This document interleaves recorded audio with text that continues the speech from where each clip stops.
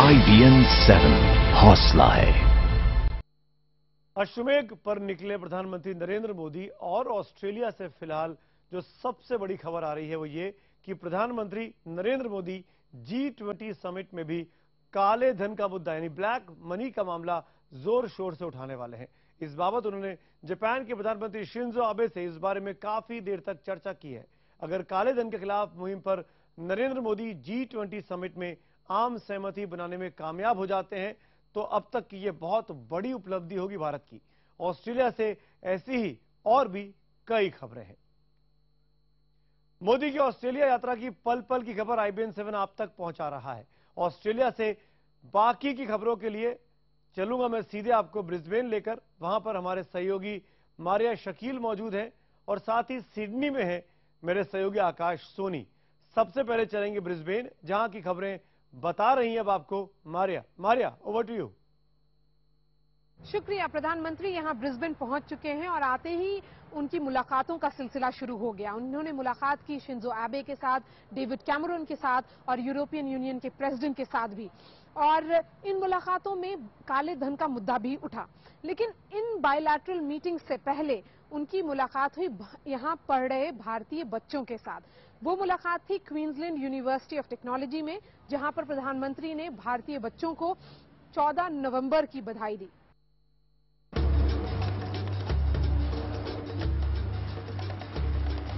Myanmar में ASEAN और पूर्व एशियाई देशों के सम्मेलन में भाग लेकर प्रधानमंत्री नरेंद्र मोदी शुक्रवार सुबह ऑस्ट्रेलिया के ब्रिस्बेन पहुंचे। यहां उन्हें शनिवार को G20 सम्मेलन में शामिल होना है, लेकिन शुक्रवार को भी वो बेहद व्यस्त थे। भारतीय समय के मुताबिक सुबह करीब 11:15 बजे PM Queensland university of technology पहुंचे। वहां भी प्रधानमंत्री ने स्वच्छता से अपने लगाव को दिखाया। उन्हें रास्ते में कोई चीज गिरी हुई नजर आई जिसे उन्होंने उठाने के लिए कहा। PM ने क्वींसलैंड में छात्रों के साथ सेल्फी भी ली। उस पर गुजराती में संदेश भी लिखा हुआ था।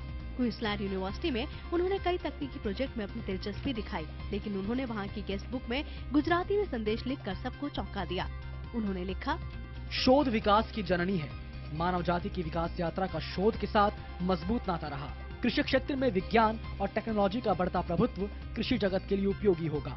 मानव कल्याण का महत्वपूर्ण हृदय है कृषि विकास। प्रयास के लिए अभिनंदन, शुभेच्छा।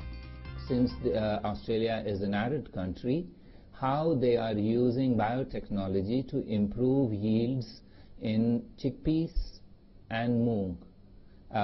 This was an additional part that they demonstrated to Prime Minister, and the impact of this in terms of possible cooperation between India and Australia. लेकिन क्वींसलैंड यूनिवर्सिटी के दौरे के दौरान एक विवाद भी खड़ा हुआ। PM की मौजूदगी में यूनिवर्सिटी ने भारत का एक नक्शा लगाया था, लेकिन उस नक्शे में जम्मू कश्मीर को पाकिस्तान के हिस्से में दिखाया गया है। भारत ने इस नक्शे पर अपना सख्त विरोध भी फौरन ही दर्ज कराया।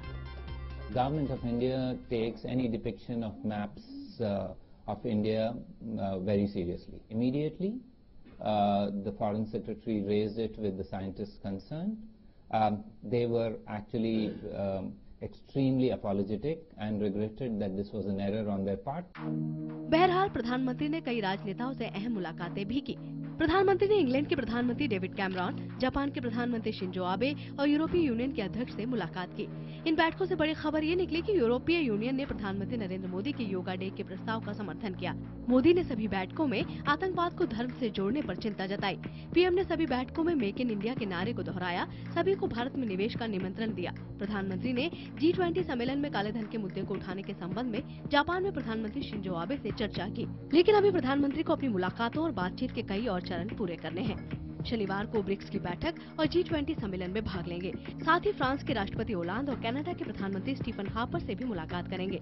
Maria Shakeel, Brisbane, IBN 7।